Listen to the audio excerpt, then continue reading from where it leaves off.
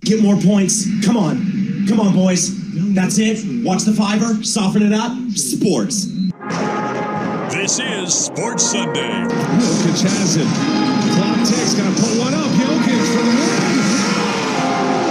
It's good. Jokic got it off in time. With Rashad Taylor and Joe Fisher. First and goal. Mahomes flings it. It's there. Hardman. Jackpot. Kansas City. On the Odyssey app. Hate me or love me. You watched. That's all you could do. And 1080. Who do you think you are? The Fan. Good morning. Welcome into Sports Sunday right here on 1080 The Fan. I am Joe Fisher III. Across the foam marble table is Rashad Taylor, having some headphone malfunctioning issues. Buy your own damn headphones finally, will you? For once a week? Make the investment. For once a week? No, you can be one of those like cool audio files that has like all sorts of cords and like mini amps that So you I can can get a cool carrying pouch like you? Yeah, Jordan Schultz across the glass over there with his Mariners headband. What's going on? Yeah, it's the one of the whitest Mariners headbands I could ever wear. Whitest or whitest? Whitest, Oh. like WHITEST. Looks teal to me. Well, I mean, like I've seen like Sam Haggerty, former Mariner, and a couple other idiots rocking this, so I thought I could too. But good to see you guys. Happy Sunday. Yeah, I'm not even gonna lie. I'm gonna cut right to it. I'm a little hungover right now. Well, that was me Friday. Well, Saturday, I should say. Sorry. you- It was like, what day is today? Today's Sunday. That was yesterday. I'm James Brown over here, baby. I Tied feel one up good. on Friday night. Yeah, I wish I was in your seat right now, in your position. Wanna Because, well, not like physically. I mean, mentally, the headspace though that you're in. Oh, okay. I mean, it's Joe tied some off last night. Had 2 double IPAs without me realizing they were double IPAs. Yeah, I don't even know why they would make something so diabolical. Like, why, It's a very approachable double IPA. Well, but I don't know, then- 'cause Very just smooth. the single IPA is enough. Jordan and I went to the Blazer game a couple weeks ago. I had one beer. I was like, I don't need much, just one beer. Got an IPA, and it was like, okay, there we go. Yeah, I had 3. There we go. Yeah, and then I had whiskey that I didn't even remember that I had until Rashad said something. He's like, "Oh, you have some expensive liquor," and I was like, "Oh yeah, I did actually." Joe just does. There is no. Oh, Hell can I yeah, get some? baby. Can I get a Jack Daniels? There's none of that for Joe. Like Well, Joe, there is. but- no. Joe lives a lifestyle now. Since he upgraded and in his relationship status, all of a sudden Joe he doesn't do middle shelf, bottom shelf anything anymore. Like everything for Joe is let me get the VSOP. Let me get that. I had some Westward whiskey. You familiar? I'm not potentially, but I don't think so. Born and bred right here in this beautiful city of Portland, Oregon. Actually, There we go. It's a single malt, and they have a few different variations of it. But I think their cheapest bottle. Now, this was not mine.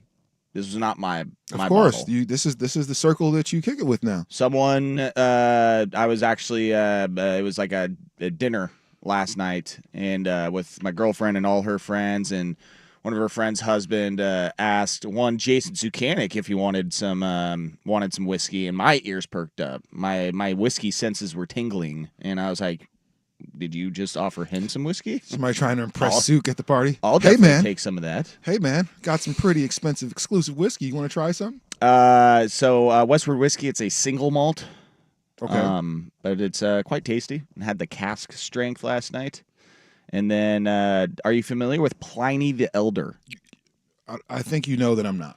That is a specific double IPA that all the beer bros just go. I was gonna say something that I definitely couldn't say on air. Ape S? They like it. They like it a lot. Crazy for. Yeah. So when it's one of those where like if you see it, you get it, and whether it's on tap or in a bottle. And one of my places in Newburgh, I went and met up with a buddy for beers. They had it, so I got a couple bottles of that, and then drank them last night. You know- not realizing they were double IPAs though. So, I'm trying to remember the last really nice, expensive bottle that I got for myself. Typically, if I buy a nice bottle for a reason, it's for someone else. It's a birthday, it's something like that. You can't walk in with a 16 bottle of Jim Beam, for somebody's 43rd birthday. Like come on, man. I could have got that myself. So if you are getting a birthday bottle, for me, and I could be wrong, the expectation should be $50 or more. Somewhere around there for a birthday bottle. That's fair. If I'm getting you guys a bottle for Christmas or something like that, which we haven't done in a minute, and we got to get back to Like that. some For Four whatever Roses reason. bourbon or something like that. It's going to be a nice bottle, and it might not be $50, but it's a nicer. If I do get you the Crown Royal, it's going to be like the exclusive one. So it might the be cask aged one. It might be closer to like $45. Yeah, Westward Whiskey, they're like their least expensive bottle's $75. The least expensive. Least So you expensive. had good So you know it's whiskey, legit. And then double IPA, which I don't know if you're supposed to serve the double IPA still out of like the sniffer glasses. Is that a thing? Like is that like just the If imperial you're IPAs? super fancy. I was just drinking it out of So the for bottle. Joe, probably. Oh, so yeah, you drank no. those. You like- drank a $75 whiskey out of the bottle. No, the beer. The Oh, beer I was was out of the about bottle. to say, man. Whew. You drank. Whoa. So we're talking like 9% IPAs. I'm not a heathen. all right? Man, I was I'm about not to an animal. say. Like you drank those extra strong beers just straight out of the bottle. Yeah, no wonder you're Joe just feeling wants it to get this morning. effed up. That's the goal, I think. I went I like the banquet on party. You Friday. don't. You know what I've noticed, Joe? You've never said, "Man, I just had a few beers last night," or "I just had some whiskey." There's always, again, it's the long Dave Chappelle list of everything that you had to drink the night Beer. before. 2 shots of Jaeger. Yeah, that's typically 4 that's how it bong goes. hits, man. It's an official drinker, right? Well, you're making me feel like white trash because I just like had a fridge full of Coors Banquet beer, and I'm like, I gotta There's nothing wrong with that. make a dent in this. It's been here for 3 months, Hey, so man, I had a few. It You was gotta nice. you gotta do the Stone Cold Steve Austin with it. Clap two and down them that way, man. If you want to get rid of all those quick. Coors Banquets in the hot shotguns. tub. It was nice. Some shotgun. Sometimes I just really want to do like just old school stuff with the homies. So I'll just randomly like, man, you might want to shotgun a beer. Just cause, like, I mean, what else are we doing? Hell yeah. We're sitting here bored. We're Let's get a watching the game. keg and do some keg stands tonight. I won't do any of those, but man, maybe some beer I bongs. might do a cake stand. Yeah. If you Yeah, got me maybe- going enough, I might maybe- do one we right can't now. lift you up. When was the last Hey, time fatty! you did any like college related drinking things? Me and my buddies, we drank beers out in the parking lot of a bar last weekend.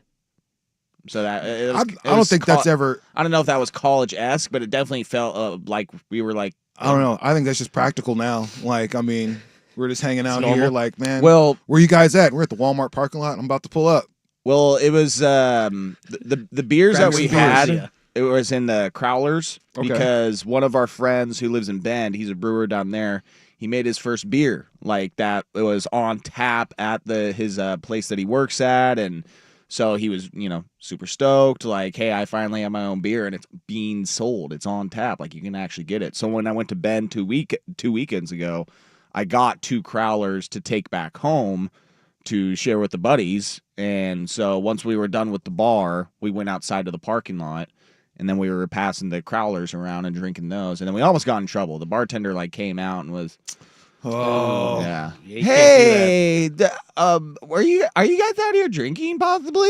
We're like, no. Possibly yeah, not. Not at And then all. she came up with some excuse to why she needed to come check out. Oh, well, there was an accident out here earlier today, so I just want to make sure. I'm like, yes, convenient. You got to protect your investment. Like, I mean, especially if somebody's drinking outside the bar. Yeah.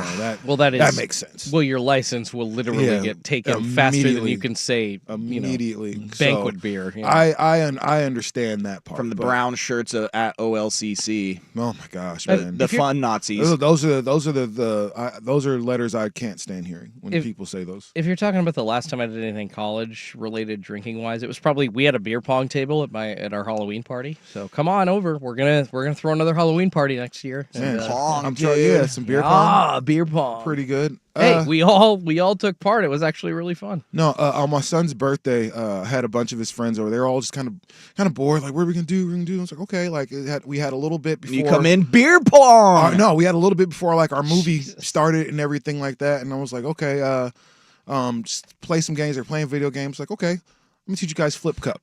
So Oh, I got all the water out. Wait, is I this got all the water is this out. your youngest or your stepson?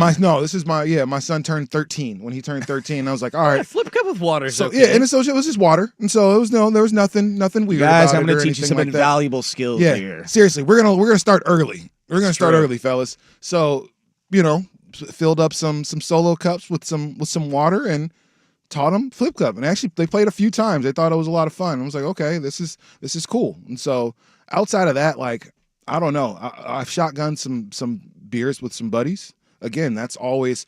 I almost thought about making a gravity bomb, just cause bored.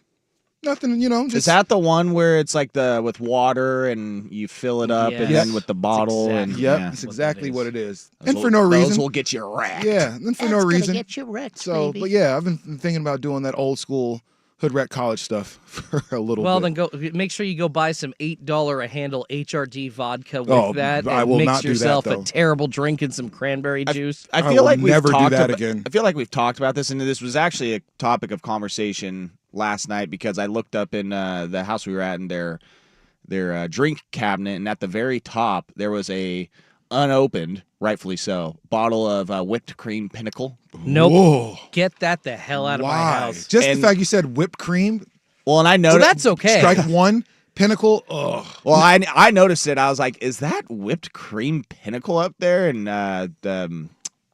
girlfriend's friend, she's like, "Oh yeah, that is a unopened bottle." And I was like, "I'm glad that it's unopened because That is a break in Nobody case will of touch emergencies type of She bottle. said someone brought it over for something, and Yeah. then they left it there, and it's just never been open since. And I was like, and it should never be that open. that has to be if you have that or like some Seagram 7 or something like that. but like- we've talked about this. Pinnacle. What was the go-to cheap booze when you were in college? Oh my gosh, and there's a or few of high them. school. It There was was a few of HRD them. and Paps. I mean, I would think that you guys depends on never what we were drank in drinking. high school. It though. Ever. depends- Ever. So in high school, the drink that just came out was Some Bartles Mike's, and James. Mike's Hard Lemonade. Don't do me Yes. like that, bro. But yeah, Mike's Hard Lemonade. Although I would like to find some Bartles and James, I haven't found any. I don't think they make it anymore. But a yes, Mike's Hard Lemonade was the Paul Masson. When I moved on, that was the drink of choice. I can't even look at like pictures of liquor right now. It's, Yeah. I dead stone cold sober. If I see Southern Comfort, I will get nauseous. Uh, I cannot go look at a bottle of that because I had a bad night in college, and I understand. we all remember how cheap that was, but how easy it was to drink. I'll go even it's cheaper. dangerous. Again, find another picture. Me and my buddy Chris. Shout out to him. I don't know. We've been through a lot together, I guess. And laying on the bed or sitting with some people, and I'm have a bottle of Southern Host, not Southern Comfort. Southern Host. Southern Host. Some generic Bro. imitation. So if you think Comfort. Southern The Comfort Kroger was brand if of Southern Comfort was Southern cheap, Comfort. like OMG, fam. Ew. That label, I can just tell that is just Oh, a it wasn't. mess. It wasn't great. It did looks the like- job. It reminds me of Old Crow. And the Oh, cool part is God, Old Crow. when you're 18 and 19 and you're just drinking, you don't know any better. No. You don't know. Like No, you the don't first know the anything. first bottle I got when I got to college was Malibu rum. Mm-hmm. I told somebody with money to go get this for me. I still like Malibu, Malibu rum, actually. I hate rum. I hate. I can't do rum anymore. It's disgusting. I had way too much rum in college. Once and only time blacking out ever in my life was thanks in part to rum. Well, that was tequila for me. But man, you can't discourage me off of rum. I'm going to Hawaii on Yeah. Wednesday, so like And I'm going to be drinking a lot of coincidentally, rum. a lot of rum. Coincidentally, this one time blacking out was in Hawaii. Hey, there you go. I thought just getting after a pint of Bacardi by myself and then like a 6-pack of IPAs. no. Yeah, I did that. You be asking for it when you drink, I Joe. do. You really go for I it. know. I still have the last image in my mind of looking out of a balcony, beautiful sunset in Maui, and then waking up back To a at my beautiful sunset. in Maui. no, Yeah. waking up back at my aunt's apartment because that's where I was staying. Phone was plugged into the charger. I was like, I don't remember doing that. Everybody cooler took wa- care of the in his cooler wa- pajamas and stuff. Yeah, everything. I was fairly responsible blacking out apparently, and then that next day was hell, just absolute hell. Oh man. It's like there's not enough Advil in the world to make your day better. And I think that day was the was the infamous Myers-Leonard Western Conference Finals game. Oh, Later that day, I met up with my buddy at a bar in Lahaina, and we watched Myers-Leonard do what he should have been doing for the last 5 years previously and score like 29 points hit in that. threes. Yeah. Where is that guy now? He's a country music star. Oh yeah. Did you Oh, hear yeah. his latest Yeah, I heard about that. single? Have you It was- heard the Is it- music? Listen, if It's Leangelo don't- could be a don't star, make me pull Myers it. Leonard can be a star. It's in the system, Is right? that, okay, it better be. I'm like, All I right. do not How want to about go this? find this. It's we'll have it as a bumper coming back, so Rashad can hear the sweet, buttery vocals of Myers Leonard. I'm sure he's super talented. Which, if we didn't know him as a NBA player, Myers Leonard with his new debut album, Yeah. like that He has definitely a country name. not Myers Leonard. That is definitely a country name. But we'll take a break. We'll come back and we'll get to some basketball stuff. I do not need to see any more of the NCAA tournament. I know who is going to be the champion. Get into some Cooper Flag stuff also and start to think about it. And I would love to hear people on the text line share their thoughts. 503-864-6326. That's 503-864-6326. Where would you like to see Cooper Flag go besides the Portland Trailblazers? We all know that's not happening. But what uniform, what team would you like to see him go to and play in the NBA? And then hour 2, get into some Blazers stuff, get into some baseball stuff because it was opening day on Thursday. The MLB season is upon us. So we got a loaded show. We get to the tournament next. And then, like I said, I have seen enough. Joe Fisher, Rashad Taylor, Jordan Schultz behind the glass. This is Sports Sunday. I'm George McCoy with Warren Allen, attorneys at law.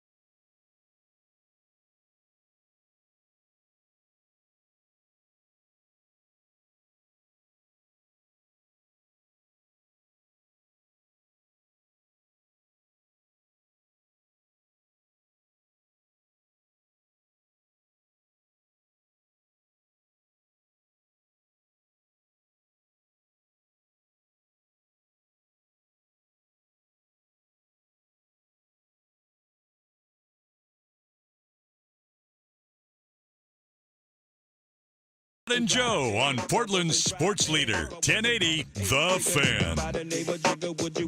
Sports Sunday. Jordan couldn't find the Myers Leonard song in the system, and I told him, I was So like, we well, get Jay-Z instead. I was like, well, I can't imagine that there's too many Myers Leonard highlights in our library from years past. You know? No, not a lot of them. He had some cool dunks at a point, but just, 1 or 2. That's about it, though. He had a 50-40-90 season. I remember that.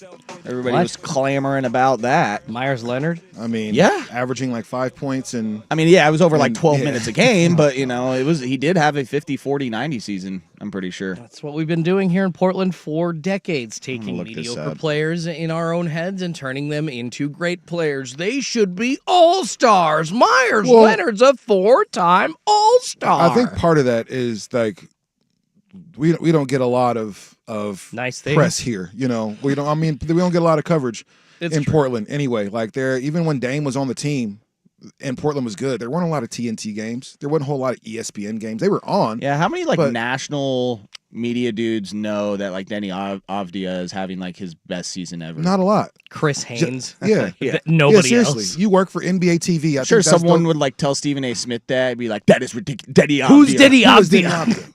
Avdia? That would be. He is a 6 option at best. That would be the narrative. So we don't get and honestly, outside of Clyde and those guys and maybe those early Blazer early late 90s early 2000s Blazer teams, not a lot of eyes over here for any reason. Even with Brandon Roy was killing, like it took Kobe saying like Brandon Roy is that guy for everybody to be like, oh, maybe Portland is something to watch, but it took them getting Greg Oden for them to finally be like, oh, well, maybe. But outside of that, like nobody talks about Portland. They just don't know. 2014, 2015, Myers Leonard, 15 minutes a game, played in 55 games, shot 51% from the field, 42% from three, and 93.8% from free throw. The guy, Yes, he was. I he's a mean, shooter. that's legit for he's the a bucket free throw. getter. The free throw line that's the one that's that would be impressive, just because not a lot of bigs shoot that well from the free throw line. So You think Clyde Drexler's mad at the Blazers because they drafted Myers, or for other things? that article last week. Was... Wait, what? Yeah. Clyde's News got to some me. beef. You guys didn't see it? With Myers Oh, Leonard? I think I With the heard. Portland Trailblazers. Oh, he's always had a beef Shocker, with the yeah. Blazers. No, but like their whole what was it? Their 90 and 92 finals reunion with all the players. and that, Clyde is came never and were there. recognized Whenever at the they, game. I was at the last time they did that, and Clyde wasn't there then. Well, he basically said that he never got the invite. The Blazers said the invite was in the mail, so we're kind Oh, of it got lost in the mail or Who's didn't still get to still him in sending time. mail? that's a good You question. have too. to. I'm not sure we're talking like the literal mail here, Yeah, but I'm sure Clyde Drexler, because I'm not sure if he still works for Houston, the Rockets. the or Rockets something like color that. analyst I don't on know TV. I if he can't still remember. does that, but I'm sure he has an agent that they reach out to and say, hey, or a manager that says, hey, we're doing a Blazers reunion for 92. Yeah. We'd love you to be here. Like, No one slid in his DMs. that's crazy. Like, so if you Well, he said some other things too. Portland Trailblazers didn't DM him. Hey, boo. Yep. I think Clyde has a legit gripe with the Blazers at certain points, and then you throw in the fans that automatically put Dame above him. It's like, okay, Oh, he had nothing but I see you.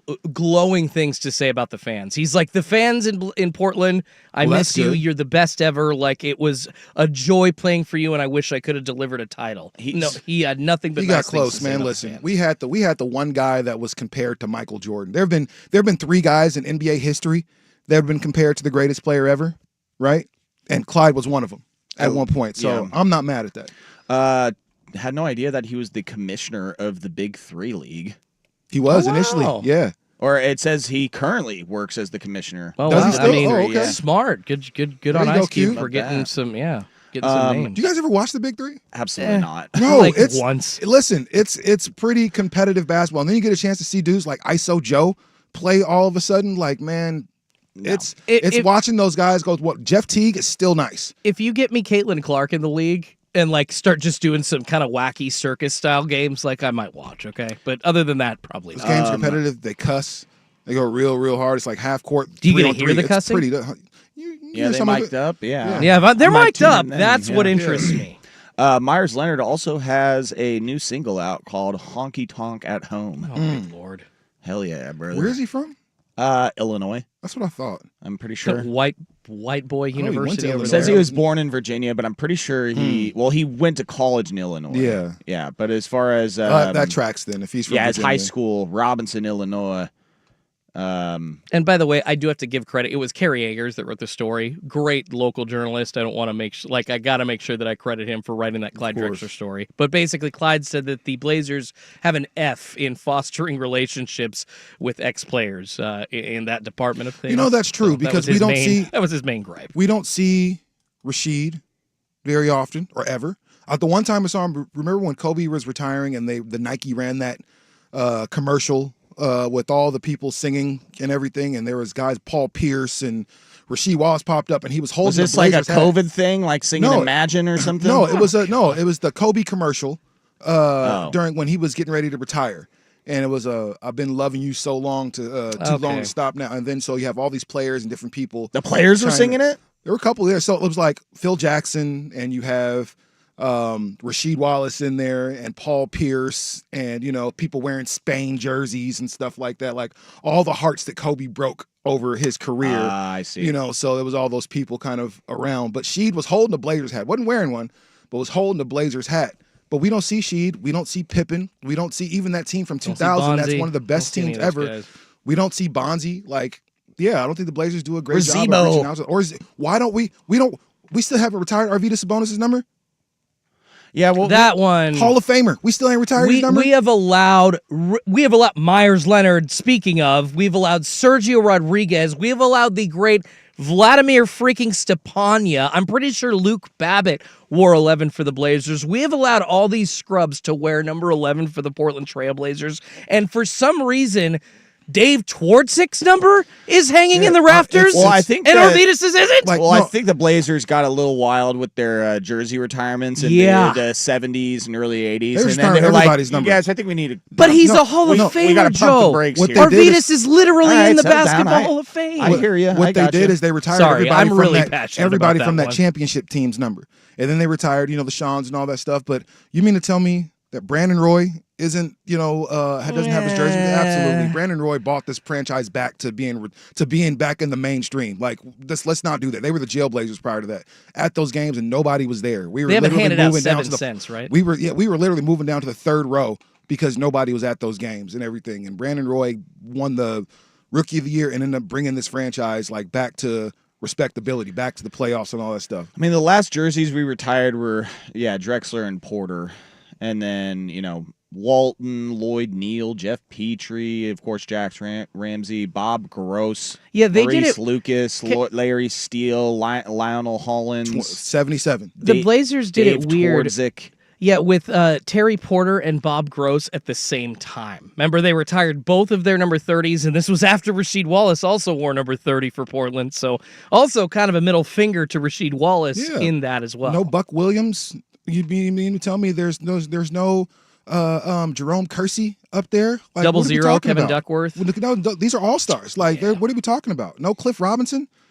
Like, okay, like I get it, but if you're talking No about 83 for Craig Smith, the Rhino. man, Oh, my God. yeah, get a Tyrese Forgot Thomas about him. jersey up there. What about Slavko Vranis in 2004, number 29? What the hell? But I'm saying we've had Slavko all-time great people play for the Trailblazers that probably should have their jersey. Drazen Petrovic played here. Yeah, rest in peace. Like, I man. mean, there's before he certain was jerseys, great, or but before yeah. the Blazers did not allow we're just going going to to run great. out of jersey numbers. I mean, we can't just retire them all, for God's There's sakes. 1 to like 99. There's tons of numbers out there for dudes to choose from. Like, oh my God, Malcolm Brogdon, Bryce McGowan's both getting to wear number 11. Like, come on, stop it. For the Blazers. So maybe there's I something. think it's the most worn number in Blazers history, number 11. So maybe there's you might be something to right. what Drexler is saying. looking As at far the as how list right Portland reaches out and how Portland kind of has that relationship with their former players. Like I can see that. Yeah, number 11 is the most worn number in That's Blazers disrespectful. franchise history. Yeah, I mean, there are some okay ones like Jamal Crawford on there. I guess you could say Josh Hart is an okay choice for number 11. Luke Babbitt. I think I included him in my rant. Vladimir Stepania, Sergio Rodriguez. Hey. Come on. I thought Sergio was 5. Sergio wore number 11. Oh, okay. We let Kevin Knox wear number 11, Kevin Knox basically played a here? two-way player. Oh, for, For a yeah, a minute, year. Forgot Come Kevin on, Knox. Hey, guys. but we did have NS Freedom. Remember? He wore like 3 different numbers, didn't he? I don't know. It says he wore 11 in 2021. Here, let's see. He wore 00 and 11 for the Blazers. Yeah, he wore 00 after Melo, yeah. and then when he came back, he wore 11.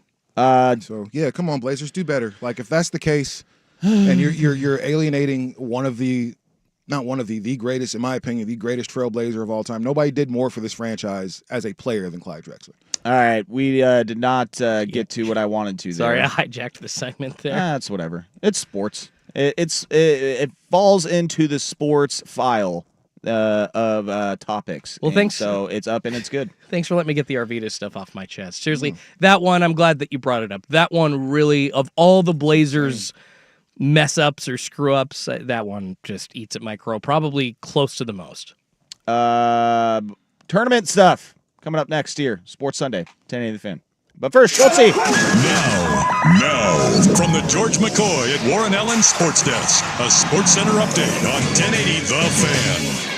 First on The Fan, speaking of the NCAA tournament, a couple of teams punching their teams to the Final Four yesterday. Florida over Texas Tech out of the West region, so that's one top seed getting into the Final Four, 84-79 the final. The other one, Duke, over Alabama out of the East region, getting the win yesterday, 85-65 the final. And you got four more teams fighting for the other half of the Final Four today. Houston taking on Tennessee out of the Midwest region, the 1-2 seeds there. It's 11:20 tip on CBS. And then after that one, scheduled for 2:05, most likely a little bit later, you got the South region 1 and 2 seeds, Auburn v. Michigan State, also on CBS. Houston is a 2.5-point favorite in the morning matchup. Auburn, a 5.5-point favorite for the afternoon. Another big hire out of college basketball. Maryland's Kevin Willard switching to Villanova, ending more than a week of speculation, getting hired by Villanova late last night. And in the professional ranks, the Portland Trail Blazers back in action this afternoon on the road against the New York Knicks. No DeAndre Ayton, no Scoot Henderson, no Bryce McGowens, no Robert Williams III. Jeremy Grant is doubtful. Anthony Simons is questionable. New York, a 7.5-point favorite. Tip-off for that one set for 3 p.m. More sports scores and stories in 30 minutes.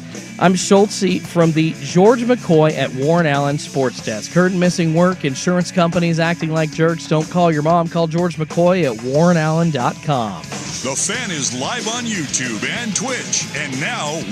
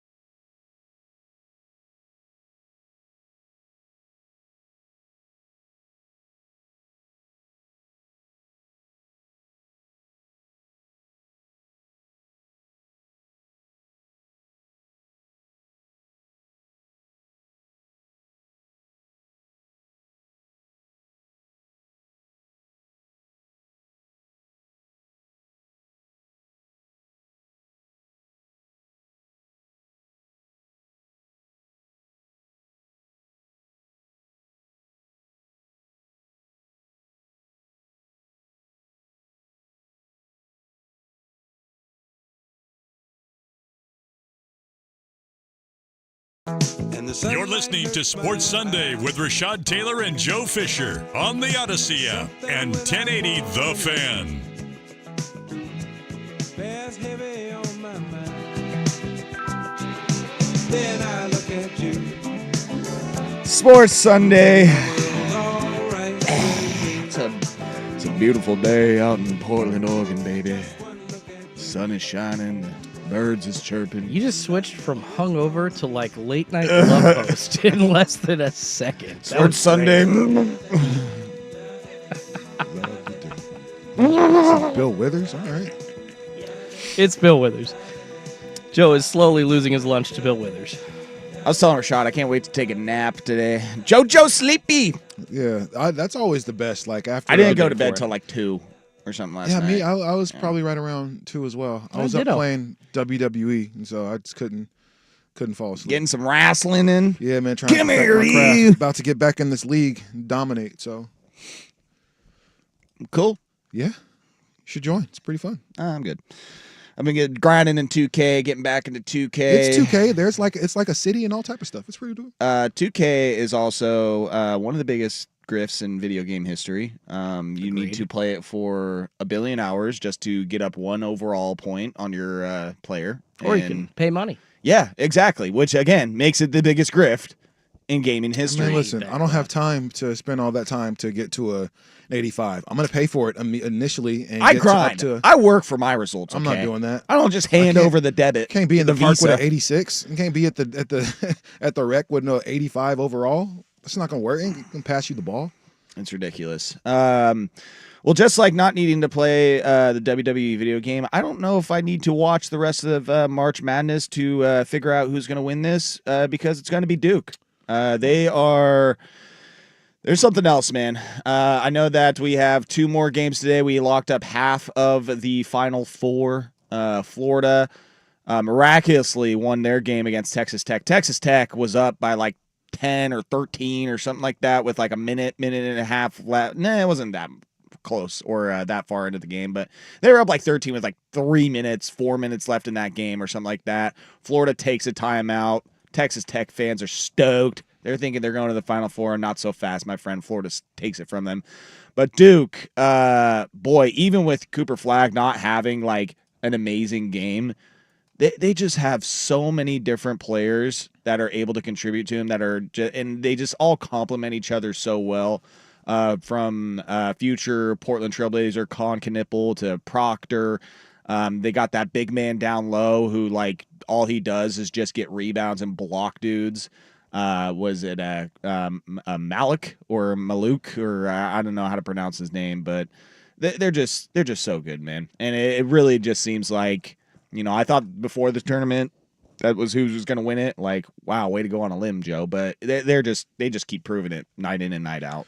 Yeah, last night was a super balanced attack for Duke, right? Like it wasn't just Cooper Flagg doing everything. Again, he was 6 of 16 from the field. He had a good game. I still. thought Grant Nelson, the other big white guy on the floor, the one for Alabama, he did good on him defensively, and so the big block at one point that that he had. So I think Cooper Flagg he's undeniable. Like let's just be honest. And right now, I don't know. It's been a long time since we've seen clearly the best player in college basketball. Like when Ja and Zion were in college, there was a debate like who was better. Is it Ja? Is it Zion? Like nobody really knew.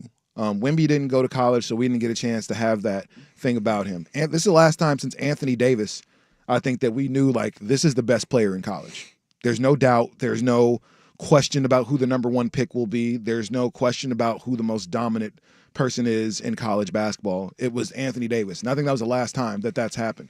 Cooper Flagg checks every box. He can dribble, he can shoot, he can pass, he can defend, he can rebound. Like he stays out of foul trouble, in most cases. Now, mind you, he's not what is he, 6'8", 6'9"? I think 6'9", yeah. 6'9", Yeah. 205. Like he's still gonna have to do some work on the next level. But as far as college, he's just better than everybody.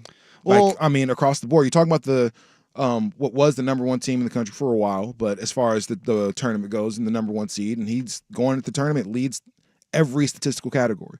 points, rebounds, assists, steals, blocks. Like, he's the guy. Well, my question also, it crept up the other day because I was talking to my son and he was wondering who I thought was going to win the tournament and, who's the best team out there. And I told him, like, well, Duke's probably going to win it. I think they are the best team. And it dawned on me, when did it, like, Duke really just take over college basketball and be the preeminent college basketball school? And also, why? Like, it just seems like when you think college basketball, you think Duke. Like, it's the school. Like, there are other great blue bloods out there. There's Kentucky's, and then obviously UCLA. You can't forget what they did back in the day. But, like, Duke has just been a stalwart in college basketball now for 30, 40 years. Like, and also that just kind of, I guess I've never gone back and done the, like, real in-depth history of Duke, but, like,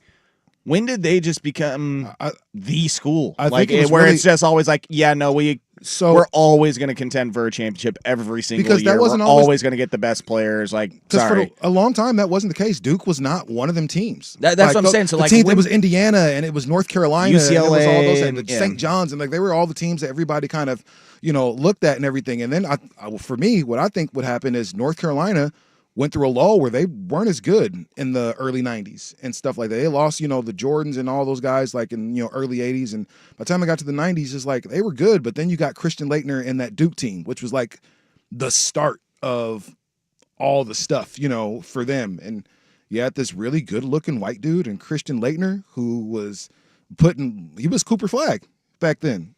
He could do everything, leading in almost every category. Like, he was unstoppable. And I think that's where everything kind of started for Duke. And that's where the player like archetype for what Duke is. They look like Grant Hill. They look like Shane Battier. They look like Mike Dunleavy Jr. Like all these guys, Dunleavy, and you look at Christian Laettner, they look their body type, their everything, like what they can do. It's exactly the same. Their shooting form's almost the same. You go get a Chris Duhon, then you go get a Jay Williams, and all these guys that play like the exact same way forever. And I think that's what Coach K kind of leaned on, forever. You like a lot of guys just take whoever the best guy is, right? And looking at it, it really did, we knew about Coach K and, his history and prowess as being one of the best coaches of all time. And it was about, his fourth, fifth year that Duke started winning some games, and then they finished, as the runner-up in the NCAA tournament. What year was that? 85, 86. Went to the Final Four in 87, 88, but they won their first championship in 1990, 1991. That was their first college basketball championship, and then they won it the next year after that. So I guess, that is kind of when it started. But again, like, it just kind of behooves me. It's just like, how and why, like, Duke, like, they're not great at anything else, like, sports-wise. Like, they have they'll have, like, an okay football season from time to time. Their women's basketball team now is pretty good. So it's not like they're known for anything else besides basketball. So, like, what point was Duke in the athletic department basically just like, you know what? We're all in on you guys. We're just going to make basketball our thing and care about literally nothing else. In most cases for college sports, the football team runs the campus. Like, that's where everything kind of trickles down from as far as like athletics and whatnot. Like, football makes so much money so they can fund all the other sports. But at a school like Duke, at a school like North Carolina, Kansas, basketball is everything. And them being good at football is just a plus. Like, nobody expected UNC to be a great football program. I still don't think anybody really expects them to be a great football program. However, and Belichick is there now, right? Belichick is where? At North Carolina. North Carolina, yeah. So I think now people are expecting more from them. But if UNC doesn't do great at football, I still think that they're still basketball is where they kind of hang their hat. So yeah, I think there's a couple schools that basketball is what they do, and football is just something really cool if they do well in. Well, again, I'm gonna watch the games today. In and out of consciousness, as Drake said. Tennessee, Houston is at 11:20. Boo. And then Michigan State, Auburn at 2:05. I think outside of Duke, Auburn's the second best team in the country. So I think that's going to be our national championship matchup. But again, it's just, to me, I'm riding that Duke train until I see otherwise. That's going to be your next national champion. Book it now. Yeah, I just think Duke has. When we saw last night, they have too much, and they have too many guys that can deliver when Cooper Flag is kind of having a lull, I guess, of a game. So I think UNC, and I hate to say it, John, I hate to say it, but I think Duke is going to win too. I used to really love Duke, and that has not, only because Dunleavy went there. Dunleavy was a Portland kid-ish, and so made me really like that team. Well, we talked a little bit about Cooper Flag, though, and as his Duke career has only 2 games left in it, and no, I do not want to hear about how he's considering coming back next year because it's not happening. Do it. Now is the time to start thinking, what jersey do you want to see Cooper Flag in next in the NBA? We do that next here, Sports Sunday, 1080 The Fan. Hi, it's me, your USPS Ground Advantage shipment. Just left the warehouse.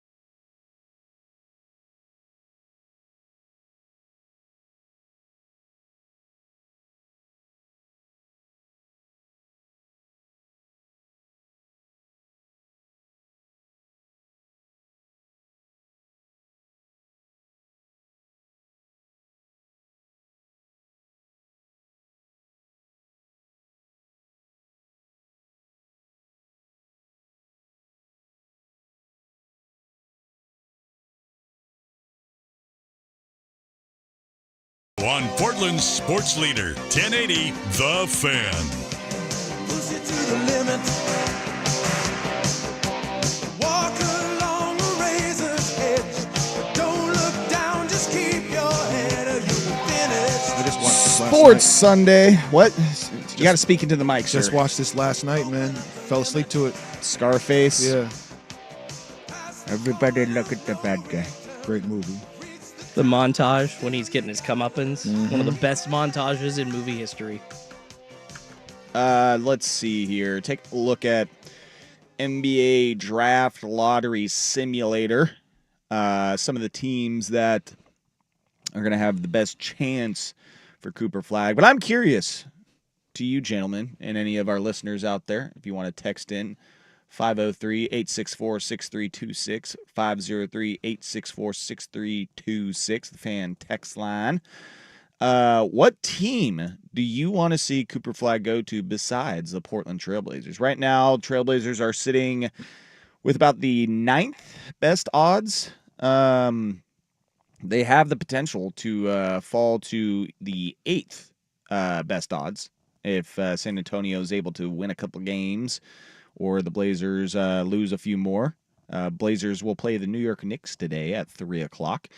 But the teams that are near the top of the lottery, we know them as the Utah Jazz, Washington Wizards, Charlotte Hornets, New Orleans Pelicans, Philadelphia 76ers, Brooklyn Nets, Toronto Raptors. That's the 7 worst teams in the league. So I pose the question to you two gentlemen: which team besides the Portland Trailblazers would you like to see Cooper Flag go to? And then we can start speculating on what team it would be either great to see him go to or just be sickening to see him end up on. So which one are you starting with? One where I would like to see him go? Yeah. Who would you like to see land Cooper Flag outside of the Blazers? I have there are 2 for me. Number 1, nothing in the West. We'll start there. But I would like to see him land. I think Charlotte could be a great pickup for or a great spot for Cooper Flag to land. Who do you want to see get him? I would say Charlotte would probably be the one team that I'd be okay with. That'd be hilarious. I'd be okay. I love LaMelo Ball. He's a weirdo, but I think he's a hell of a player. Hey, he might swerve around that corner. Whoa, you know what I'm saying? Like, as long as his brother did you see the lukewarm reception his brother got? Was it at the All-Star game somewhere when he performed that? It wasn't very good. Either way, I love LaMelo's game. He really is a point guard that can score. So I would like to see him there. If not that, I could definitely see Philadelphia moving on from Joel Embiid and taking Cooper Flag if that was the case. If they lucked into the number 1 pick, I could see them going, you know what, Joel, we're going to go ahead and trade you or cut bait in some way. And they can play on the court together. They could. Joel's a center. And more than likely, Joel's not going to be available forward. anyway. More than likely, he's not going to be available, to play anyway for most of the season. He's breaking down anyway, so it wouldn't shock me if they were like, okay, we're going to take you, and, if you play, great. If not, then we're just going to ship you off somewhere. But somebody wants Joel Embiid that is maybe in win-now mode. Maybe he can't give you 80 games a year. Maybe it's closer to 55. Maybe that's what you signed him for. But I think the Philadelphia 76ers or the Charlotte Hornets would be awesome landing spots for Cooper Flag. Those are the 2 that you would want to see him end up with? I think I see him with Maxey and I see him with LaMelo, and I like that. Yeah. I think that could work. What about you, Schultze? Who do you want to see win the Cooper Flag race? I mean, I like the Hornets pick, basically whatever. Wow, that is not both of you on the Hornets train. Well, whatever Rashad said's pretty correct. I mean, to pair him with Brandon Miller, to pair him with LaMelo Ball, that's a pretty sick big 3 right there. And they're all pretty young, and they've got a window together of, you would say, a decade to see what you can do with and get some ancillary pieces in the draft and build around them. Imagine their play-by-play commentator, too. He might die mid-broadcast. Yeah, that's a great point. I forget the dude's name, but oh my God. Well, he's younger, I think, so hopefully that'll help him. His age. That guy is going to have a coronary live during a game. Oh my God! You're talking about fast and athletic. Guys on each side. Like, man, that could be a problem for the East. That's funny because I had no idea that you guys were going to go the Hornets trail, but I would find it hilarious if the Charlotte Hornets ended up with the number 1 pick and the right to select Cooper Flag. That is a poverty franchise. What I like to sometimes call the Blazers of the East, because nothing ever good happens for them. And I think that would that would be hilarious for the Charlotte Hornets of all teams. Because, I mean, I hear you. I do not want to see Utah end up with him. Yeah, that'd be the worst. The Wizards, I wouldn't exactly mind Washington ending up with him. They got a number 1 pick already. I think there's a lot of, Flag, Washington, D.C. references that you could make, Actually, a sneaky pick. I like the and actually it's funny, my I don't want to see him end up pick is with the Philadelphia 76ers, because if you do pair him with Tyrese Maxey, you pair him with Paul George, the Sixers are too good. You just immediately see them, I think, with that combo getting right back into the playoffs. But I think a sneaky spot that maybe he could end up in that people are underlooking is maybe the Toronto Raptors. You pair him with Scotty Barnes. We said that pair him during with the an break. RJ Barrett. I think that's a great fit. Grady for him. Dick, yeah, they could be. That could be. I just don't want to see him anywhere towards the West. That's what I'm not looking forward to seeing, unless it's in a black and red jersey. The two that would make me sick to my stomach, fam, would be either the New Orleans Pelicans getting him, because it's just like, bro, you guys got Again. Zion. Again. I don't want, like you. You got Anthony Davis. Yeah, exactly. It's like you guys have had plenty of number 1 overall picks, and it never works out. So you're done. You are banned from number 1 picks for the foreseeable future. And then, of course, the San Antonio Spurs. Like, if they were to end up with the number 1 overall pick, I would. I'd probably quit NBA. I mean, I'm on the verge of just quitting football in general after Ohio State and Philadelphia won their respective championships. And that's also why I can't root for the 76ers to get the Cooper flag, because I know that there are 76ers fans that are also Eagles fans, and I can't have Philadelphia sports fan being happy about anything. I totally understand. It just can't happen. I totally understand that. I'm right there with you. Like the San Antonio pick would drive me insane. Like, so now they got Wemby, they got De'Aaron Fox, and they get Cooper flag. Like, come on, man. And then you throw in all the really good young pieces that San Antonio has attached to them. That would drive me insane, and it would just push the Blazers further and further down the totem pole. Like, San Antonio's on TV a lot. For as bad as they were on TV way more than we were. So I don't want them on TV anymore because they got Cooper flag. Like, that would be awful. But also, man, I think Phoenix they're right there to where they could luck out and get the number 1 pick too. So That'd be another one where Devin I'd Booker's be like, yeah, that sucks. I'd be like, F that. Yeah, dude. that Like, sucks. You know, and especially because they're teams within, within the division. I think Phoenix is in our division, right? No, they're in the Pacific. They're the Pacific, yeah. But still, teams that we play, at least during the preseason, we're going to play them a couple times, as we always do. Then we're going to see them during the regular season 4 times. Like, I don't want to see Devin Booker and some combination of Bradley Beal or Kevin Durant and that fool on the floor. I think that would drive the league insane. You know what's wild? I'm looking at mock draft, and we're going to get to some Blazers in the next hour here. Looking at the tankathon.com, their mock draft, the first 12 picks that they have, or the top 12 players in this year's draft, all freshmen. Yeah. Shocker. That's wild. Shocker. I feel like, there's usually a sophomore or an international player or someone like sprinkled in there, but literally 1 through 12, all freshmen, one and dones in this year's draft. Yeah, that's the way it goes now. That's the way it goes. It's weird because if you stay in college, it's almost like, well, you weren't good enough to go to the league. Not like I'm enjoying my time in college. I've got NIL money. I can, stay. It's less pressure at this point to just play in college. It's you. The thought is that you weren't good enough to come out as a freshman. Things have shifted as far as, how we recruit players. And then we get mad at the player once they get to the NBA and they're not seasoned yet, and they're not where they're supposed to be. And it's like, well, their body's still changing, their game is still changing, they're 18, 19 years old. So it's weird, but that's the NBA we live in now. Yeah, Deal is on the text line. We all know the Spurs sneak in and get flagged. No, do not. I've got it, right. And it's crazy, and I'm knocking on wood somewhere here, but I have some eerie feeling like that's what's they really want San Antonio to be y'all that don't franchise. say that. Yeah, don't say that. I'm saying, like, I won't say it, but I'm thinking it. Oh, God, I swear to God, if they get another number 1 overall pick. I'm telling you what, I'm streaking if we get the number 1 pick. I mean, I was already about to throw up because of the streaking. hangover this morning. I am very much on the verge of just the thought of them getting the number 1 overall pick. I've already set money aside for Bale. I'll spew all over this table, bro. Yeah, I think it's going to be San Antonio or us. We're gonna get the number 1 pick. Well, let's talk about this Blazers team because while there are 8 games remaining, I think that it is time to give it a Viking funeral send-off. Floated out into the lake Shoot arrows at it? On a giant, yes, flaming arrows, yes, because this Blazers season is about to wrap up, but it is just about over with. Also, some coaching stuff in the NBA, and we'll get to some baseball stuff because it was opening day on Thursday.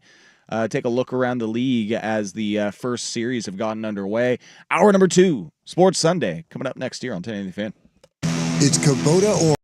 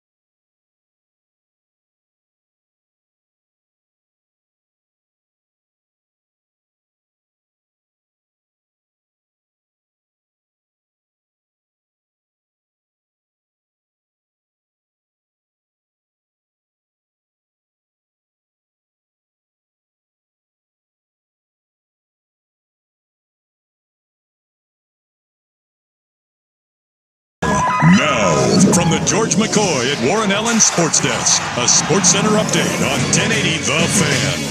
First on The Fan, it's Final Four weekend in college basketball. Yesterday, a couple of teams punching their ticket. First, number 1 Florida over third-ranked Texas Tech, 84-79 out of the West region. And the second Elite Eight matchup of the day yesterday, Duke victorious over second seed Alabama out of the East region. A couple of more teams going for their spots today, 4 to be exact, of course. 11:20 tip on CBS. You got 1 seed Houston against 2 seed Tennessee, in the Midwest region. And then following that on CBS, Auburn taking on Michigan State out of the South region. On to the professional ranks, the Blazers on the road taking on the New York Knicks this afternoon. DeAndre Ayton, Scoot Henderson, Bryce McGowan, Robert Williams all out. Jeremy Grant is doubtful. Anthony Simons is questionable. The Blazers 7.5-point underdogs. Tip off for that one set for 3 p.m. More sports scores and stories in 30 minutes. I'm Schulte from the George McCoy at Warren Allen Sports Desk. Hurt and missing work, insurance companies acting like jerks. Don't call your mom. Call George McCoy at warrenallen.com. Your favorite fan shows are on YouTube. Mash the subscribe button and like us for live streaming video and 1080 The Fan on demand. Dude.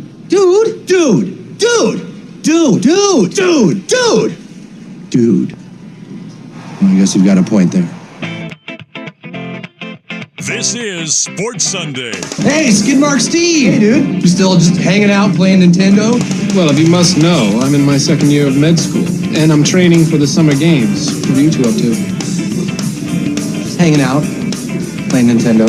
A recap of the sports week, a preview of today's games, and next week's big stories. You think Shaq got rich playing in Orlando? Hardly. He made his fortune moving to LA. You know how much he makes now? As much as he made playing in college? What? No. Now, here are Rashad Taylor and Joe Fisher. What happened out there? You know, it was a team effort, and I guess it took every player working together to lose this one. Thanks, Doug. And so... Hey, want to do an interview with me? No. With Sports Sunday on the Odyssey app and 1080 The Fan. Bob, in all my years of calling games, I don't think I've ever been this excited. You're excited? Feel these nipples.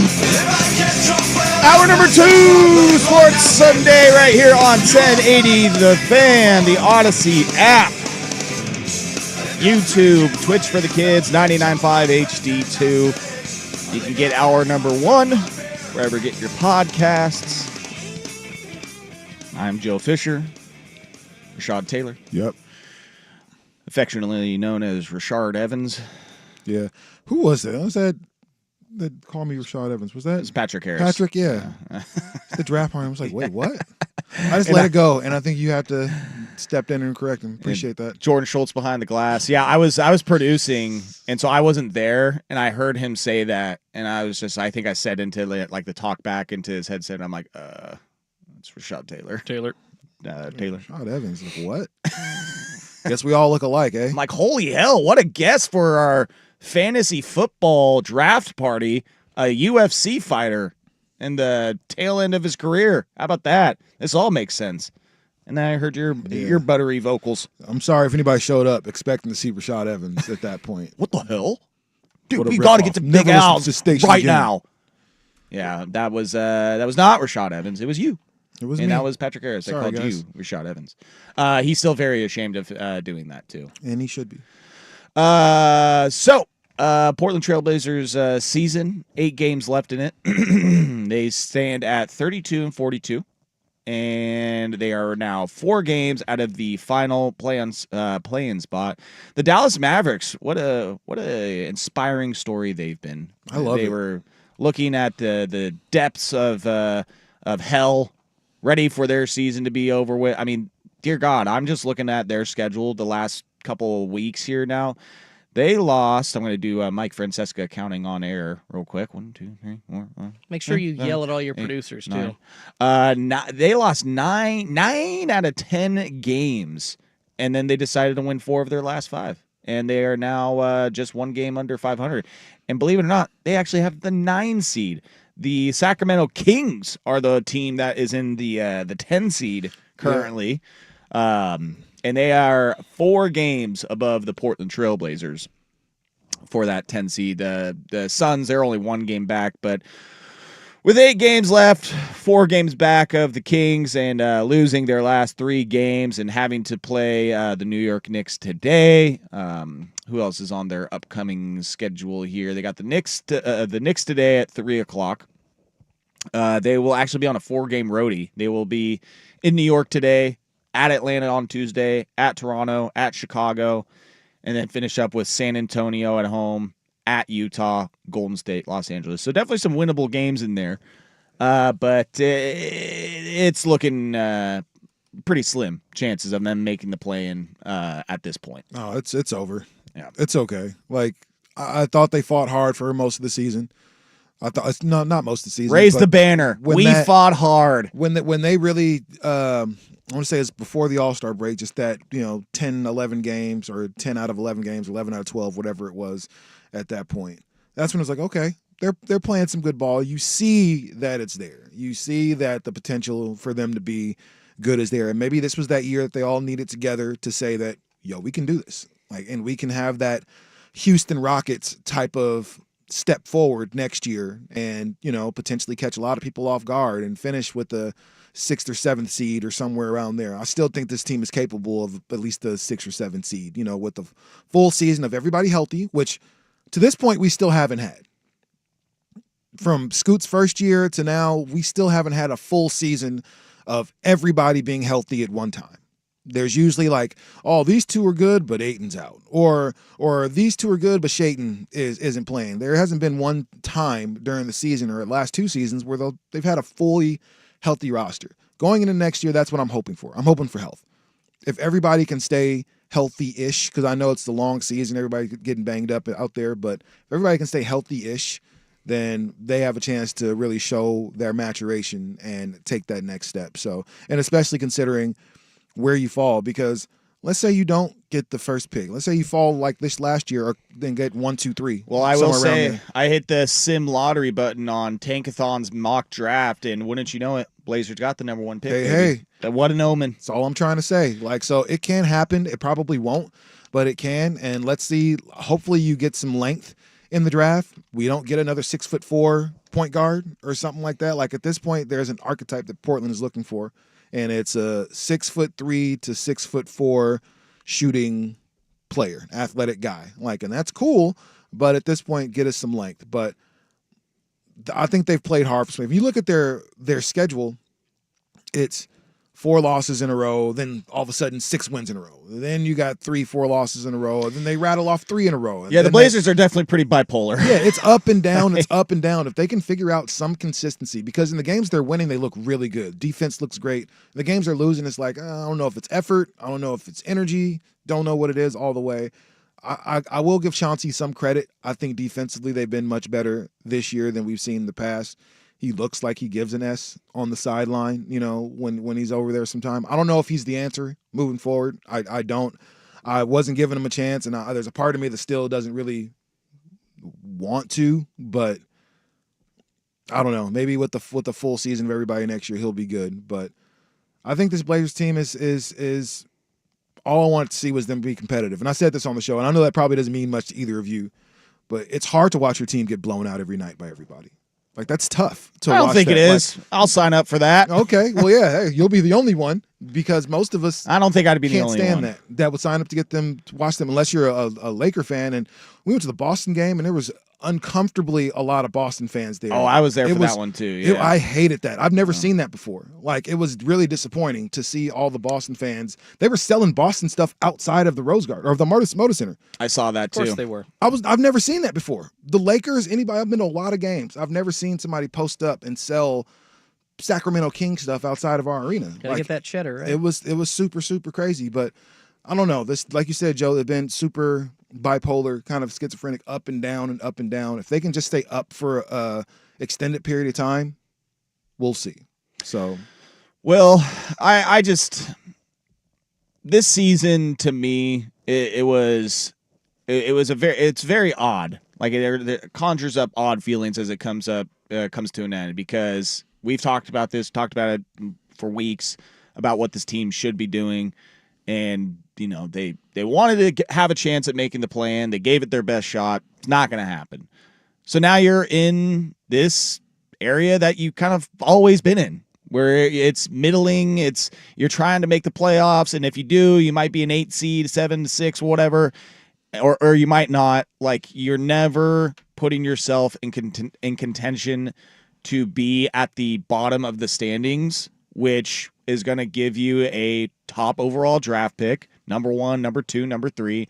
I mean, Scoot in that number 3 overall pick, that's the highest they've drafted in how many years? Since Greg Oden? I mean, in a top 3 pick. I mean, since Greg, yeah. I think Dame was 6 overall. Dame was 6. Yeah, CJ was like 10th or 11th or something like that. Like, correct, yeah. So, I mean, like, putting yourself in a position to draft one of the best players in college, whether it's 1, 2, or 3, I just genuinely believe that is how a team like Portland is able to build a culture, a perennial winner, a championship contending team, not a competitive playoff team, a championship contending team.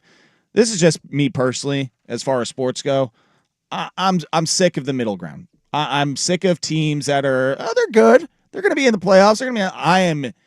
I am championship hungry. Like, I am dying for one of my teams, and of course, like, I would love it if it's one of the local teams, whether it's the Blazers or the Ducks. The Ducks, they had their chance this year, but the different sport there. I just would love to see the Blazers be a team where it's like, that's one of the best teams in the NBA. The way that they look at the Cleveland Cavaliers this year, now mind you, the Cavs are lucky enough to have had LeBron and to have been to the finals and all that stuff. But after that, nobody was really thinking Cleveland would be in a situation to where they could get back to that. Oklahoma City, like, outside of Westbrook and Durant, nobody thought they would be back to this point and everything. And now here they are, the youngest team in the league, and they just happen to be there. Like, you can do that too. You just need a game-changing player like a Shai Gilgeous-Alexander. And I don't think we have that guy. Maybe Shaedon can turn into that dude or something like that. But other than that, like... Well, that's if Chauncey decides to actually ever like Shaedon, because it seems that, Shaedon just can't guard this chair that I'm sitting in. Like, he just can't guard, something Dame couldn't either. Yeah. Go look at Dame's first 5 years in the league at defense, and it wasn't existent. Look at his last 5. Like, I mean, he's better, but it's still not great. So, I mean, I think if anybody has the potential to be that, I think Anthony Simons is what he is. He's going to be 19 points a night. He's going on a championship team. He's 16, 17 points a night. Like, or if he gets hot, like, I think this is who he is. And again, this season is very much, like I said at the beginning of the segment, like, raise the banner for we tried hard. Like, and that's, to me, that's just, I don't care about the competitive, like, well, you guys gave it your best shot. Oh, like, you guys fight hard. What does fighting hard get you in the NBA? What does this accomplish long term for your organization? Please tell me. I guess what it does from outside perspective, macro view, is people look at the Blazers and are like, nice little up and coming team. We'll see what they do in the offseason. But for now, considering what you have, that's all you can be. Like, you don't have a superstar. You don't have a lot of stuff. That's the best that you can be, and that to me is until you get that guy. Cool. Congratulations. I'm saying until you get that guy, and that guy is generally at the top of the draft. We'll see, and that's what I'm saying. Like, we'll see. Like, we have to get that guy, but you thought you were going to get him 2 years ago. If they get a top 3 or top 4 pick in this year's draft, like, then my feelings on this season will be a little bit different. I mean, and Rashad, let me correct you. They didn't think that they were going to get him. They said that they were going to go get somebody and then backed off and said, well,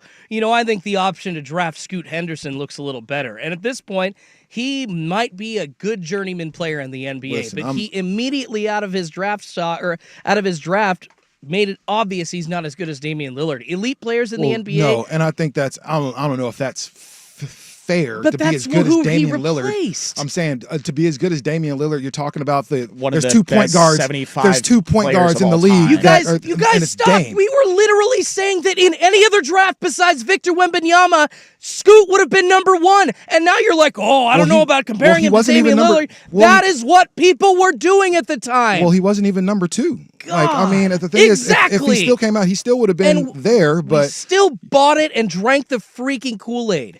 The mediocrity pisses me off too. It doesn't help you long term. You're basically hoping. You're saying that, well, the Blazers fought really hard this season, and if they get an 11 or 12, they can draft a player that's as good as Shai Gilgeous-Alexander. And unfortunately, are you kidding me? Every single team at the end of the bottom of the standings is saying the same thing. They're all looking for a way to get out of this hole.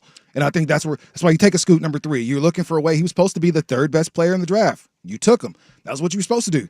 Like, you're supposed to take him. You're supposed to trade him and try to get somebody in Portland paired with Damian Lillard, and you didn't. Hey, well, and I'll, to turn this around, though, it's like, Dame since the trade, I mean, things haven't worked out well for Dame. So, I mean, that's fair, too. But, and obviously, unfortunate what he's going through right now. Which sucks, man. That sucks, but. So about that, my man tells me, like, man, you heard about Dame?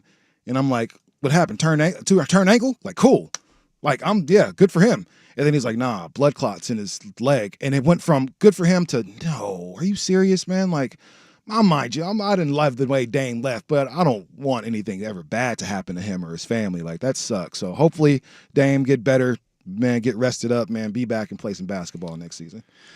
Wanted to go to coaching news because there was a very interesting move in the NBA ranks. Very interesting for coaches, and I wanted to go there next here on Sports Sunday, 1080 The Fan. Time is ticking away. Don't let another minute pass. Plan your retirement now with Trajan Wealth for the future you deserve. Call Trajan.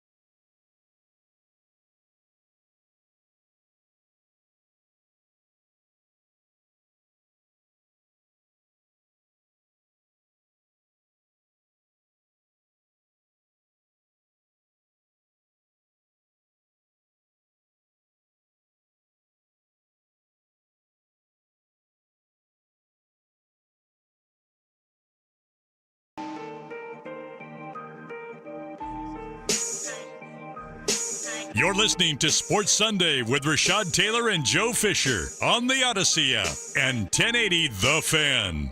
I believe it was Friday that the news came out that the Memphis Grizzlies would be firing Taylor Jenkins, their head coach, with 9 games left on the calendar, with the Grizzlies sitting in the, I believe at the time, the 5th seed, 44-29 on the season. Really head-scratching move considering how good of a coach Taylor Jenkins is, and also considering this season for the Grizzlies. Like, Ja Morant has missed a sizable chunk of games. They've had a few different injuries. I read somewhere that they've had to play 21 different starting lineups this year. Like, he's having to move some chess pieces around the board to make this team as successful as it is. And, you know, outside of last year, when Ja missed basically the entire season, the Grizzlies have been a great team under Jenkins. And firing him in the offseason, okay, I get it. Maybe, you know, front office and him aren't jiving and they want to look in a new direction to get the most out of this roster, get the most out of Ja Morant, whatever. But to do this with 9 games left in the regular season, I mean, you are literally saying we're not going to win a championship this year. And doing this, you're definitely cementing that opinion in your entire team, front office, roster, in the locker. Like, you clearly do not believe that you're going to win with Taylor Jenkins, so you fire him and don't even give him a chance or this team a chance. I mean, I think that it's fair to say that we would all be shocked if the Memphis Grizzlies ended up making a run in the playoffs and winning the NBA Finals. I think that it's fair to say that this season, not entirely shocked by their record and where they're at in the West. I mean, it's a competitive conference, but also I think that we probably anticipated them to be a little bit better, maybe in the top 3 of the Western Conference, you know, jockeying with the Thunder as being one of the best teams in the Western Conference, or at least, you know, middle and around there. Gosh, and I was reading too, like their wins and records since the All-Star break, it's not great. It's not great, but doing this with just 9 games left, like, why not just ride this out, see if anything can happen, and then deal with this in the offseason? It's just a weird move. It doesn't make sense to me. And it doesn't. And the cold part, like, we've seen this before. We remember when Blatt got fired in Cleveland, and Cleveland had the number 1 record in the East at that point. Remember? And like they fired him with mid-season. I mean, that was last year with Milwaukee, right? They fired Adrian Griffin. Yeah. The second best record in the East at that point, and they fired him at a point up like 4 weeks ago. The Grizzlies were like a 2 seed. They were like a 2 seed, 2 or 3. They were right around there. They were chasing the 3 seed. They lost like 4 in a row a couple of games ago, or lost up to 4 in a row, and they kind of dropped to the 5 seed. And we know how competitive, especially the top part of the Western Conference is. We see how the bottom, the Blazers are still in contention by the numbers to get into the play-in. Really, that's how tight the Western Conference really is. I don't understand. Like you mentioned, Joe, Ja missed a considerable part of the season, most of the season.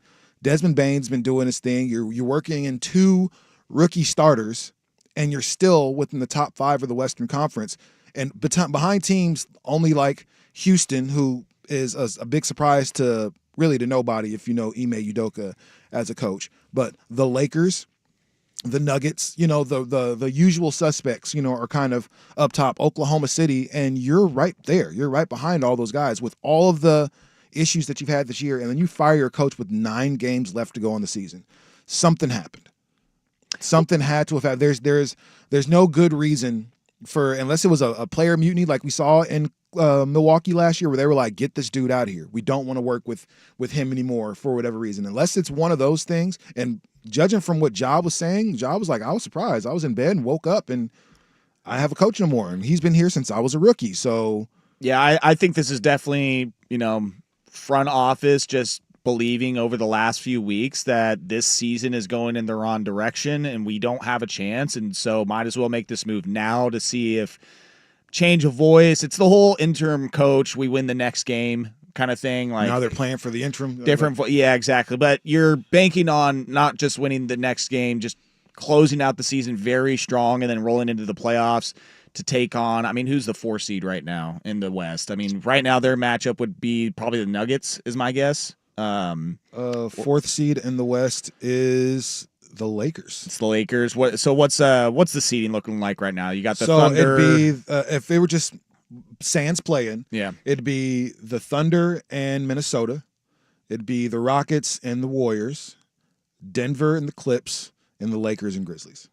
So right now, like 1 through 4 is Thunder, Rockets, Houston, Denver, Lakers. Gotcha. So I mean, 3 of those teams are with the addition of Luka. You kind of expect the Lakers to be towards the top of the Western Conference. No. Houston's the one team that you're like, well, maybe we shouldn't be there. But yeah, Houston is an amazing squad. They're super deep, they're super young, and they have a great coach, and they play defense. Like, so they're the surprise team that we see every single year in the NBA. But what you are banking on if you're the Grizzlies is that this move is going to propel you to start playing a level of basketball to where you're going to be able to beat the Lakers in the next round, or you're going to be able to beat the Nuggets in the next round, or the Rockets, or the well, they're not going to drop that far. And they're only a game behind the Lakers. They're not 3 games behind. They're literally a game. So that things can still change, and they could have still gotten the 3 seed or ended the season with the 4 seed, potentially the 3, but probably not. So to fire Taylor Jenkins, who's a really good coach, like he's somebody that don't feel bad for him because he'll have a job soon. Like I think that's the one thing to say. I think Taylor Jenkins is going to have a job really soon, so I wouldn't feel too bad for him. Hopefully, it's in this geographical area. I was going to say, yeah, if the Blazers don't bring back Chauncey, they'll be looking. But who knows? After this recent run of success, you could hear the conversations right now out of the front offices at One Center Court, like, oh, running it back 3 years. But out of the top teams in the NBA, if you look at just by overall record, the Grizzlies are playing some of the worst basketball out of those top teams. I mean, I think they have, since the All-Star break, they have like 6 wins or something like that. I saw a stat that they are 11-20 against the top 9 teams in the Western Conference. Like that's not winning basketball if you're 11-20 against the teams that you really expect to make the playoffs. So yeah, there are some things there, but again, taking into account that they missed their superstar for a long time of the season. 8 wins since the All-Star break, but a lot of losses. Not great, so. And reportedly their superstar, before Jenkins was fired, reading this last 24 hours, was unhappy with the offense at different points this season. So it's like, well, bud, you haven't played. How could you be unhappy with it? Be there, because Desmond Bane has been doing great things. Zach Edey is, starting to develop over there. You obviously know Jaren Jackson, who is an all-star, and what he's able to do. So you've got a great young nucleus there in Memphis. So this is a really strange move. Well, what you saw, and someone, I think I heard Rop on Friday, he brought this up, and this exchange did happen earlier in the week where Desmond Bane and Santi Aldama were literally shoving each other on the bench and yelling at each other. It's fiery. Good. It means they care. Yeah, for sure. But it's also it shows what is happening with this team. And is one admonishing the other for doing something bad, or are they fighting? You want teammates calling each other out, but you don't want them fighting all the time. Well, it began, and I'm reading this letter or this article from New York Times, and it began when Bane asked Aldama, "Are you gonna effing guard anybody?" He shouted. Aldama responded, "F you," to which Bane fired back, "No, F you, play harder." And then that's a normal teammate conversation. I like that actually. That's from a normal Desmond thing. Bane. You didn't disrespect him. Are you going to guard somebody? Are you going to do something? Are you going to make a layup? Are you going to finish? Are you going to catch the ball? Like, these are questions that you can ask your teammates to hold them accountable. And of course, you got to hold yourself accountable. But Aldama's kind of being a bitch in this situation because he obviously wasn't guarding anybody, and for him to just be like, "Oh, whatever, I don't care, I'm not going to guard anybody." It's like, what is the coach going to tell you, and then you're going to do it? You're being a bitch. I think sometimes as athletes, like you forget that you're your own coach sometimes, and you got to be your own motivator. Especially if you're Desmond Bane, who's the best perimeter defender on that team and probably the second best player, arguably, on that team overall. Like, yeah, he has every right to get on somebody and like, you need to play harder. I hope Toumani Camara is in the huddle saying, "Bro, be better, play defense harder." I hope that he's in there doing that. Well, if there's any Blazer that could say that and stand on that business. It would be Tamani Kamara. Right. Yeah. But yeah, I wish Matisse Thybulle was better. As we he would be the guy that would be out there. I wish he was better. He's the vet. Yeah, you're right. Well, with that being said, if Jordan mentioned it, and I think a lot of people that are Portland Trailblazer fans are saying the same thing is, we'll take him. We'd love to have Taylor Jenkins as head coach. For sure. So we'll see where he ends You're up. on thin ice, Chauncey. Let's figure it out, baby. We're going to start finding out here in the next couple of weeks which NBA coaches are going to get axed outside of Taylor Jenkins. And that's something I would like to look up. What are the odds for the next fired head coaches?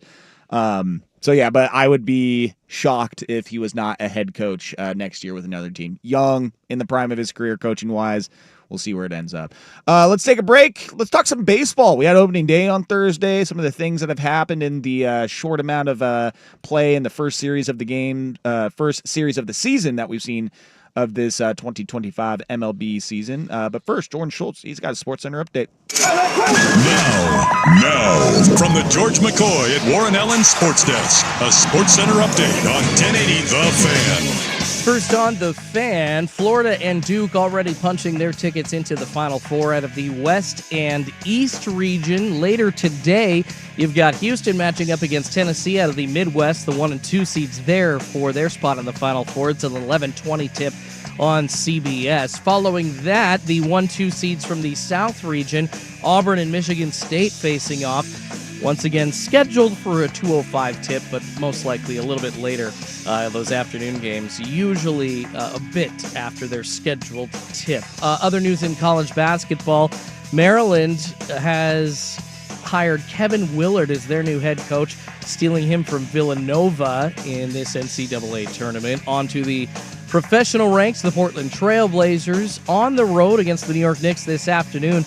Gaggle of guys out, though. DeAndre Ayton, Scoot Henderson, Bryce McGowens, Robert Williams III, all down. Jeremy Grant doubtful.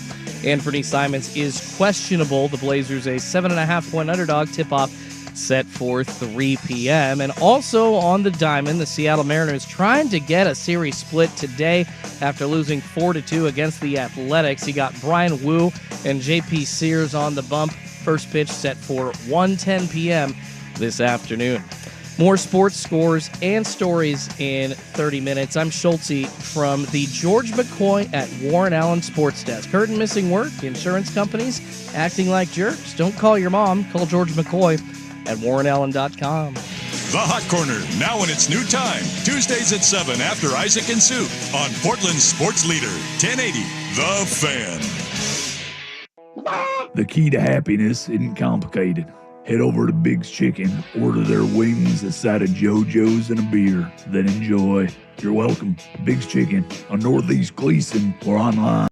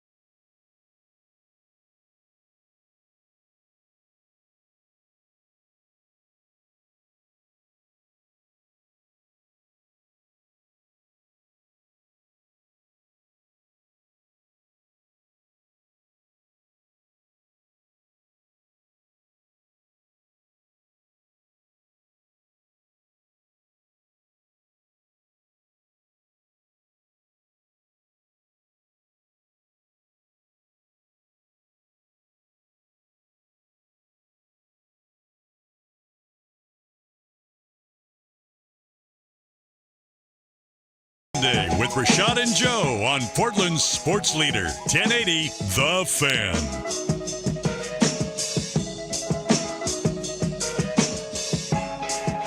I had a great feeling on Thursday.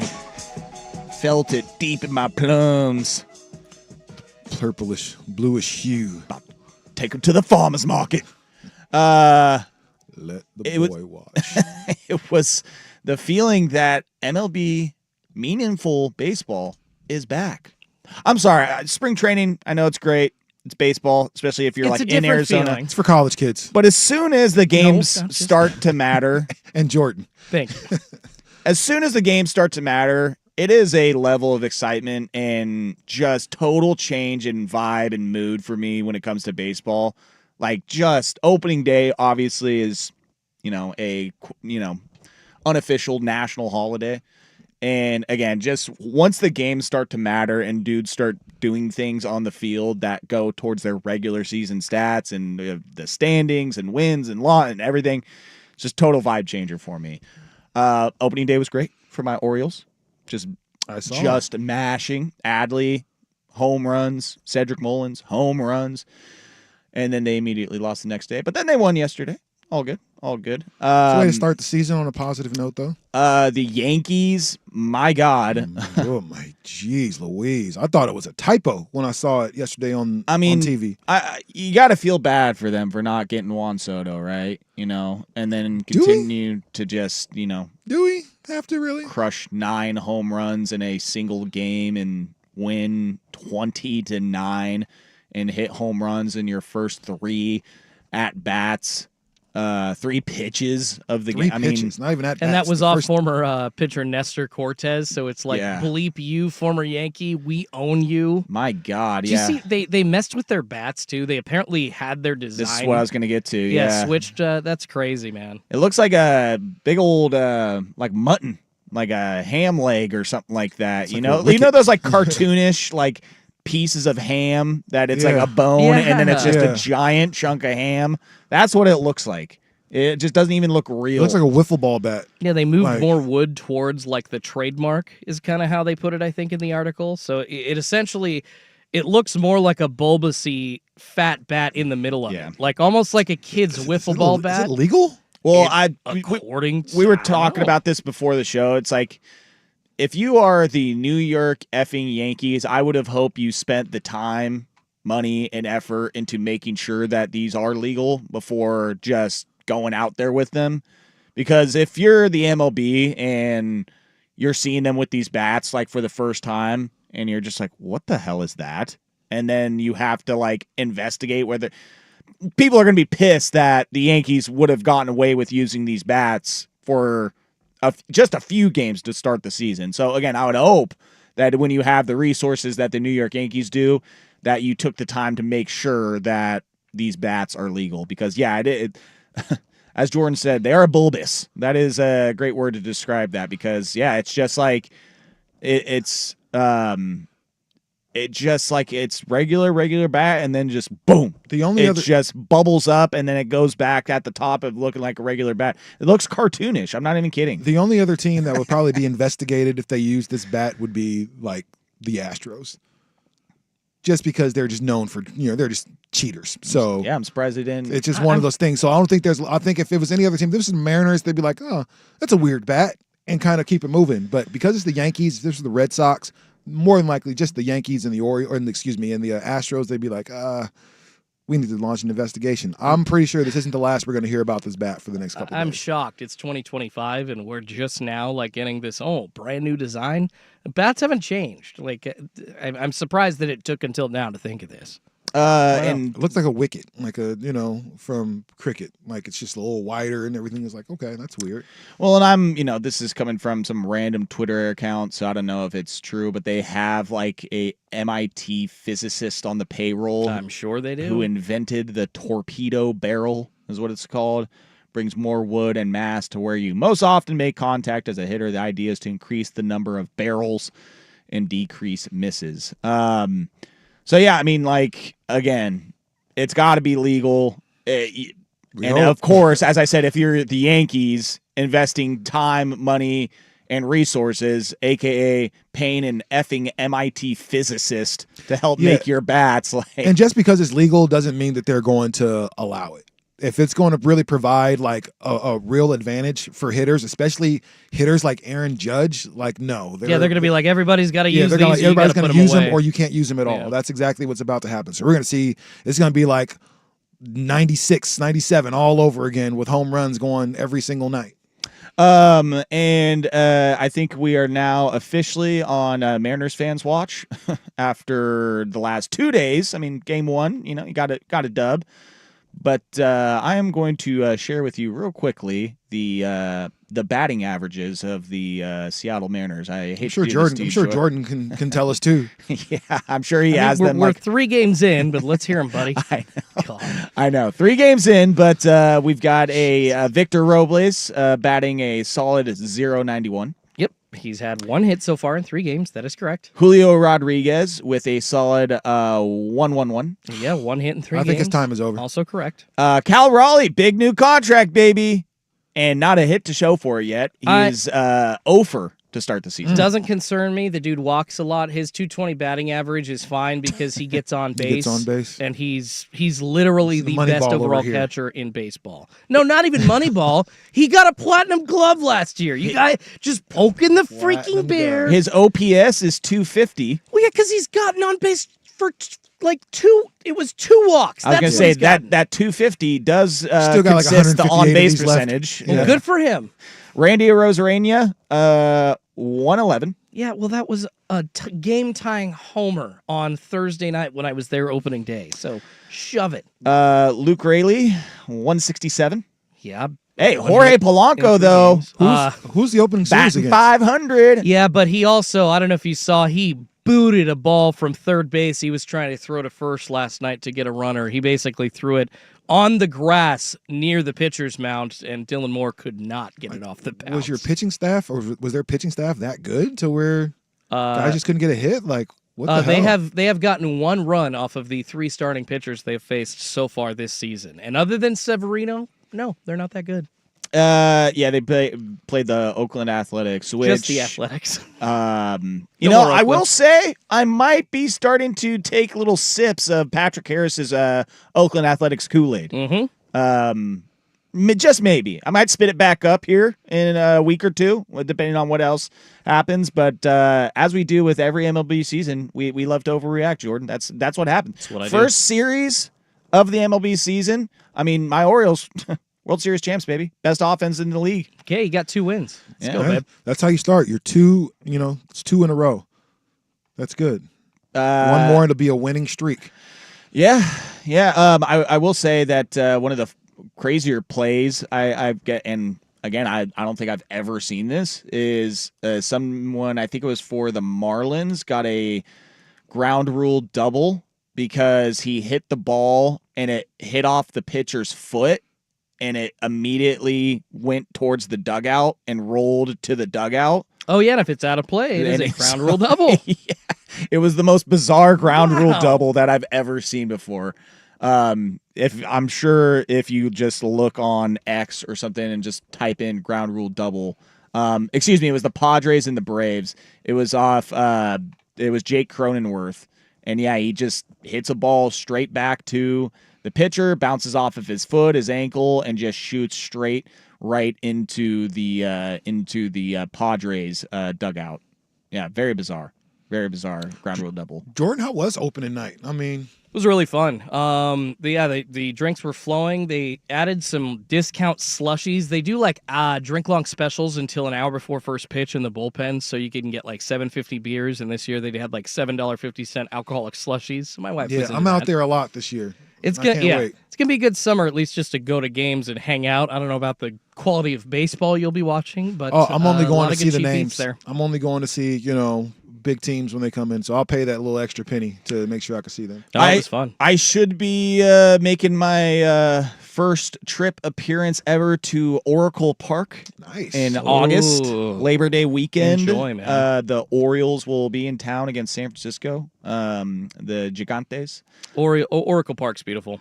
Nice place to I watch have a been game. outside of Oracle Park. I've seen the Willie Mays statue, and I peeked inside, tried to see a little bit of the stadium. This was 2011 or something like that. I was down in San Francisco for a concert, and we were just walking around the city and wanted to go check out the park. And but yeah, I mean, obviously as a baseball fan, that's a top 5 ballpark. I mean, there are two things views, that are everything. There are two things for me that are like just impressive when you see them. Number one for me are SEC college football stadiums. If you've ever been in one, it's crazy. Like, I mean, just the way it looks and everything, like the amount of people that it seats, it's insane. And the other one is Major League ballparks. Just, I mean, the word kids use now is aura. Like, seriously, like, I've never been inside of Fenway. I've been outside of it, but even still looking at it was like, wow, like, that's crazy. That's Fenway Park right there. Yeah. And so even to be outside of, what are we calling Safeco now? It's T-Mobile. Just to be outside of it and like that whole little walk into it's like, man, the walk-in, this is impressive. Like, I mean, so there's always something super cool. I've been to football, like NFL stadiums. It's like, okay, this is tight. Like, being at Allegiant Park is like, aesthetically, it's really nice, like really modern and stuff like that. But to see like all that green out there for a football or baseball stadium is like, wow, this is dope. Walking into a baseball stadium for the first time, like of either the season or a new park or whatever, when you get that first like view of the field there, I don't even know how to describe that feeling. It's crazy. It is because also you're like in the concourse and it's kind of dark, but when you look out into the field, it's bright. There's dudes working on the field, spraying that just lush green field. All of a sudden, So I don't think there's any basketball stadium. Maybe Madison Square Garden. My buddy said he went to go see the Blazers play at Madison Square Garden, and that was like, holy hell, this is MSG. I mean, but outside of that, I don't know if there's a basketball stadium or arena that would make me like, ooh. All right, wrap the show up next here. Sports Sunday, 10 a.m. The Fan. Searching for the perfect